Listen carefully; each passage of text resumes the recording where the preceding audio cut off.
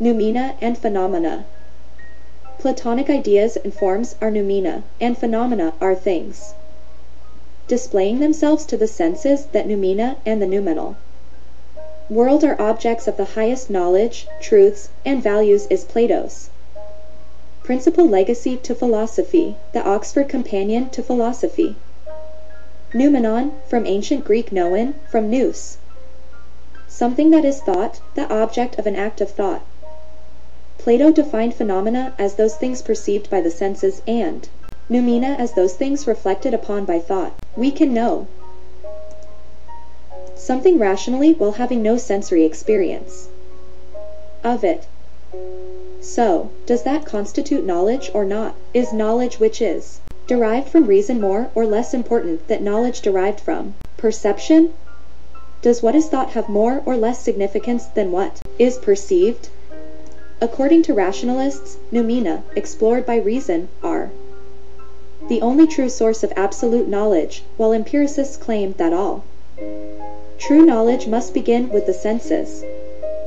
Kant, trying to reconcile rationalism and empiricism, muddied the waters by defining phenomena as objects of experience accessible to the senses, and noumena as things as they are in themselves, a state of being not accessible to human reason, i.e., Kant has turned noumena on their head in comparison with Plato. Kant argued that reason often went astray because it tried to grasp the unknowable noumenal universe instead of restricting itself to reflecting on objects of experience. Kant is therefore much more of an empiricist than rationalist, although he tried to help the rationalist position by arguing that objects of experience must conform to reason because they are in fact created by mind, i.e., every object we experience is consistent with rational categories because those constitute the mental framework via which we process the world of experience. The school of positivism asserted that knowledge must be limited to what can be observed and scientifically comprehended. It focused on observable facts alone and proclaimed that any proposition that cannot be reduced to a simple statement of fact is unintelligible. Positivism is the default scientific position.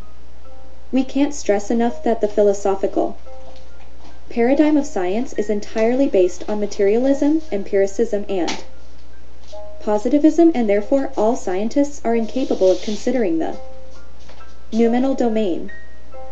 Illuminism is rationalist and might also be described as positivist in a certain sense, any proposition that cannot ultimately be reduced to a valid statement of mathematics is unintelligible.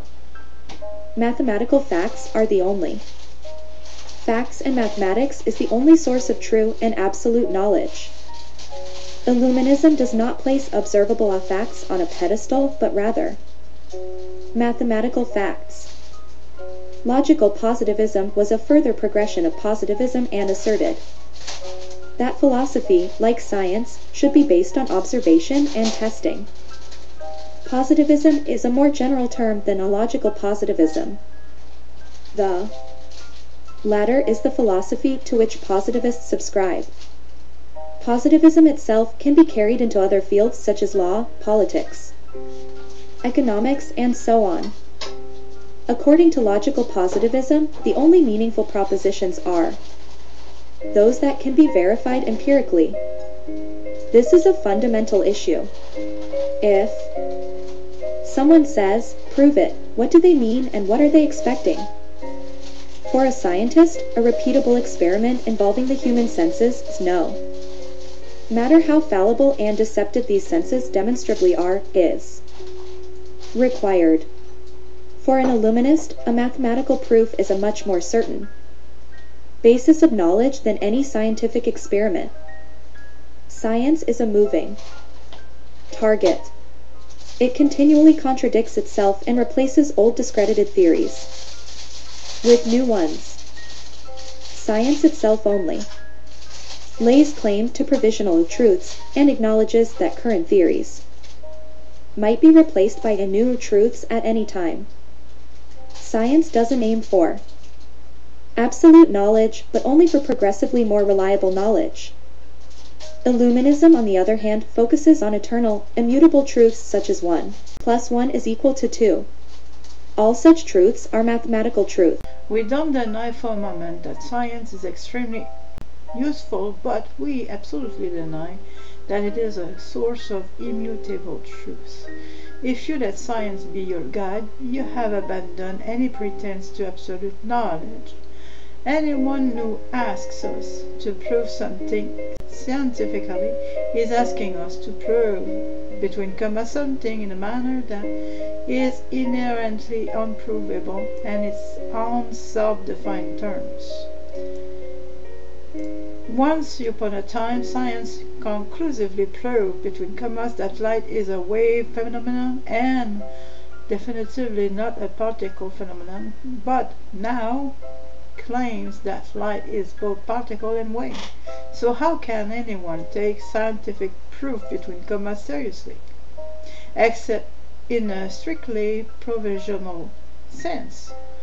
Science never, in fact, proves anything. All it does is assemble provisional theories and evidence that, at a certain time, lends support to those theories. It's not about certainty. It's about the degree of confidence we can have in an assertion. Confidence, between commas, is neither truth nor knowledge. When it comes to mathematics, on the other hand, you can be 100% certain that 1 plus 1 equals 2.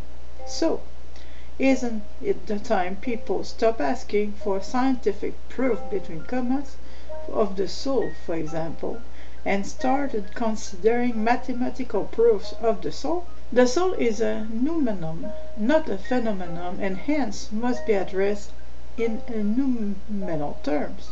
Sure, it can have phenomenal consequences in certain circumstances, but these will not be amenable to the scientific method. So, what will you do?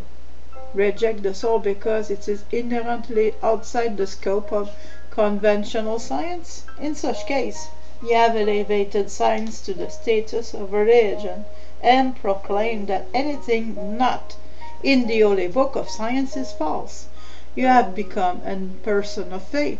Remember, absence of scientific evidence is not evidence of existential absence. It's about time people got serious about what they regard as truth and knowledge. Mathematics alone offers certainty. Those who believe that science does are confused and philosophically illiterate. Science should be used as a tool for helping us to throw light on mathematical reality. It should not be considered as any kind of truth in itself. It isn't, and even in its own self-declared terms. It's far too dependent on provisional theories and provisional experiments. As Thomas Kuhn so brilliantly showed, science operates via paradigms. These are not truths. They are just intellectual frameworks in which science is conducted during certain periods. The fact that they often become dogmatic is thanks to the scientific priesthood who profit from them and owe their status to them. The question is simple. Are thinking and reasoning more important than perception? Rationalists say yes, and empiricists say no. Can we arrive at the truth purely by thinking, by the use of reason and logic, or must we associate truth only with the evidence, between commas, of our senses? Seeing is believing, literally. Nietzsche famously said, "There are no facts, only interpretations." End of the quote. We agree with this entirely, except in relation to mathematics. Only mathematical facts are true facts, and that's because they are analytic truths. They are true by definition. In some sense, the whole of mathematics might be said to flow from the single truth that 1 plus 1 equals 2. In mathematics, all truths flow necessarily and automatically from just one or a few central axioms and definitions. There is no room for interpretation. Facts are facts, truths are truths, errors are errors. No one on earth can physically perceive these immutable and eternal truths of mathematics. So why are scientists so fixated on perception as the most reliable source of truth? We have to move beyond perception and embrace reason. Just as the Enlightened rejected the absurdities of religious faith and revelation in favor of reason, so should reason be enshrined above sensory perception. Our senses are not the judges of truth. Our reason is. There is no sensory organ of truth. The mental organ or reason is the closest we'll ever get to a truth detector. Mathematics, the essential subject of truth, is transcendental. It's outside the world of science experience. Join the rationalists. Join Team Leibniz. Wouldn't you prefer to be on the same side as the likes of Pythagoras, Plato, Descartes, Spinoza, and above all, Leibniz, the supreme rationalist and logician? Reason is our touchstone, no sense perception. Illuminism. Keywords associated with Illuminism. Monism, a single ontological substance, the monadic substance. Psychism. Mind is everywhere and everything as a mind, via monads. The dialectic. The world evolves, via the resolution of opposites. Idealism. Mind is more important than matter. Mind is primary. Rationalism. Reason is more important than sense perception. Logos. Reason and logic are embedded in the fabric of reality via mathematics. Transcendentalism. Truth is found beyond the sensory domain. Thank you for listening. Psychological philosophy. The attitude most people have to rationalism or empiricism is heavily influenced by their Myers-Briggs personality type. Introverted, intuitive, and thinkers are drawn to rationalism. Philosophy and mathematics are archetypal introverted, rationalist subjects since they require no engagement with the sensory, external world at all. A philosopher could literally lie on his bed with his eyes shut and solve all of the problems of existence. He doesn't need to look out of any window. A mathematician just needs a pencil and paper. Most people are extrovert sensing and feeling types and enthralled to their senses. Science is an extrovert subject since it looks to outer rather than inner worlds, to externality rather than internality. It asks, what's out there rather than what's in here. It's about outer space rather than inner space. So, inevitably, it emphasizes the senses. For extroverts, they use the eyes to look at the world, whereas, for introverts, eyes are the window on the soul. Science is actually an extremely peculiar subject because if we associate thinking, intuition, and introversion with intellect and feeling, sensing, and extroversion with, well, then science is on the wrong side of the fence. It belongs to will rather than intellect, even though it's supposed to be an intellectual enterprise. It's defined by extrovert rather than introverted thinking and extrovert rather than introverted intuition. It's obsessed with sensory data. Scientists, in their eagerness to interact with the world and with experimental data, never stop to subject their ideas to deep philosophical analysis. Most of them hate philosophy, to their immense detriment. Science needs to become enormously more philosophically engaged if it's to make any further progress. Illuminism places mathematics and philosophy above science. Science is actually viewed as quite vulgar and stupid, overly concerned with the material world rather than the domain of mind. Leibniz is perhaps the archetypal illuminist, a brilliant mathematician and philosopher with a secondary yet dazzling skill in science. Newton was a scientist first and foremost, with a secondary interest in mathematics and philosophy.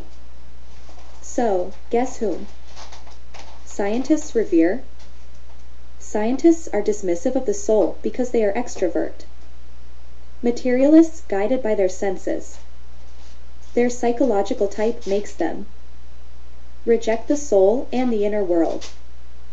The soul is something infinitely bizarre and mysterious to them, and they find it easy to dismiss it as nonsense. Most Abrahamists are extrovert sensing and feeling types with almost zero intellect. Scientists tend to be extrovert sensing and thinking types. Scientists are usually regarded as introverts, but this is only because they tend to have poor social skills, not because they direct their energy inwards, rather than outwards, which is the true definition of introversion. While Abrahamists feel the soul, scientists do not. That's why so many of them are atheists.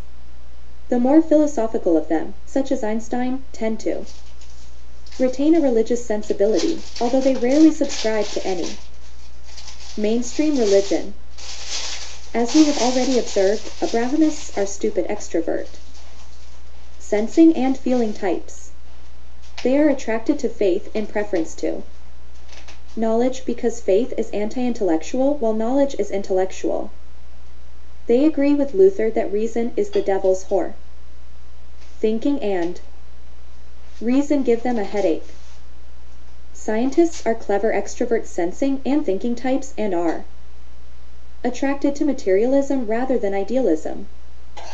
They are generally unintuitive. Illuminists are hyperrational, introverted thinking and intuitive types. They are idealists rather than materialists, rationalists rather than empiricists. In terms of deciding who is best placed to know the truth of existence, one of the things you must ponder is the psychological type of those preaching to you. Clearly, Abraham, Moses, Jesus, and Muhammad were not intellectuals. They were stupid creatures of will who never made any clever statements at all.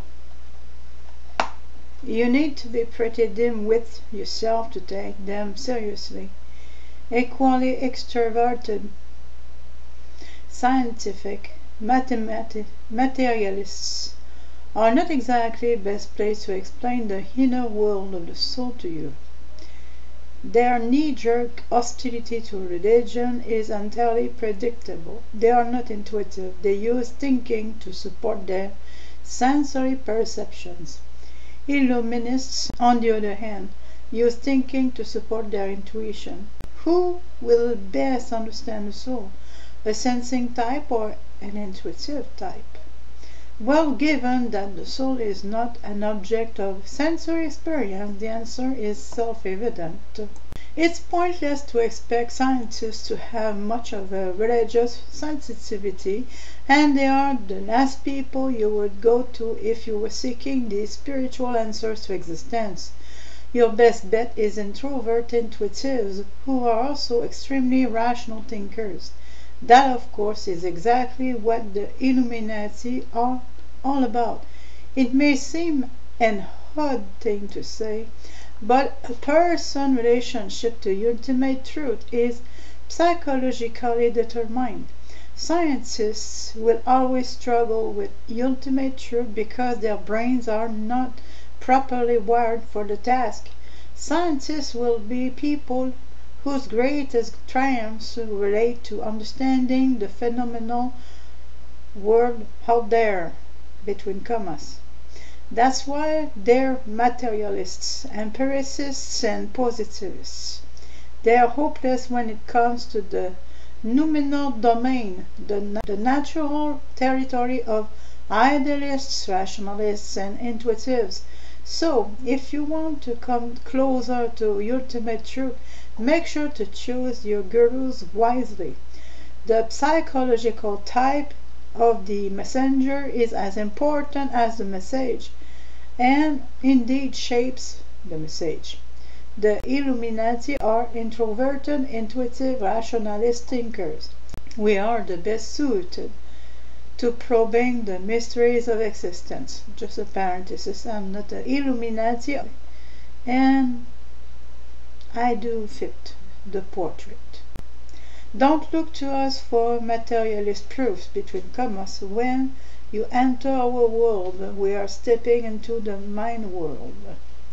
If you're on finding sensory data regarding ultimate reality, you will never get anywhere. We're not for one moment suggesting that you should turn to faith. Reason is the supreme tool for bringing humanity face to face with the innermost secrets of reality. And it was a reason that led the Illuminati to the greatest truth of them all. The universe is a mathematical system. There is nothing in it that isn't mathematical. Mathematics explains everything. Mathematics is everything. What could be more rational, logical, and intuitive than mathematics? What could possibly rival mathematics as a candidate for ultimate truths? Nothing else comes close. There are simply no other viable candidates. Revelation and faith are absurd. The Creator God is absurd. Karma is absurd. Although it must be said that Eastern religion is otherwise full of intuitive insights of the highest order and can easily be rebranded mathematically. As for science, all of its greatest successes are owed entirely to mathematics. So that's it. There are no other contestants in the game, no other shows in town. Your choice is between 1. Abrahamism, faith, 2. Science, atheism, and 3. Illuminism, the monaic mathematics of the soul and existence. The number of the soul is 0. Well, what it to be? Fosters and archons. All conscious creatures have the ability to achieve gnosis and become God. However, gnosis is usually accomplished by higher beings than humans. Where Abrahamists refer to angels and demons, we refer to fosters and archons, higher beings of power and dominance, endarkened, overlords and rulers, princes of the devil. Every intelligent planet has fosters and archons, but they do not go around as comic book superheroes or dastardly villains. They are shadowy beings operating behind the scenes. To use the language of Star Wars, they are keeping the Force in balance, so to speak. Their task is not to save or enslave humanity, but merely to maintain the conditions in which those of intellect pursue their rightful path of light, and those of will gravitate towards the Prince of Darkness. Compared with ordinary human beings, they enjoy much greater longevity, and thus have to continually fake their own deaths and create new identities, and have what humans would call special powers. They are like superheroes. However, there are very few of them, and they draw no attention to themselves. They are not here for our benefit, but for their own. They are progressing towards their own personal objectives. They may help certain groups. The fosters on Earth are known to the leadership of the Illuminati, and the archons are known to the most senior level of the old world order, and they may offer esoteric knowledge and powers, but this is always done in a subtle, responsible way on both sides. Fosters and archons often appear in spiritual stories. In Faust, for example, Mephistopheles is an archon. In the Arthurian tales, Galahad is a foster, and Merlin may also be regarded as a foster. Neither the fosters nor archons are permitted to take over or unduly influence the world. Typically, they target a few individuals, usually prophets, celebrities, leaders, and geniuses, and spread their message via them. They themselves would never play a lead role in the limelight. Abrahamism is an archon-inspired religion, and Illuminism is a foster-inspired religion. Rational people seek to achieve rational gnosis, ultimate self. knowledge. Willful people seek to achieve willful gnosis, knowledge of, power over others, the true message of Abrahamism. However, you should not dwell on the subject of Fosters and Archons. Concentrate on yourself.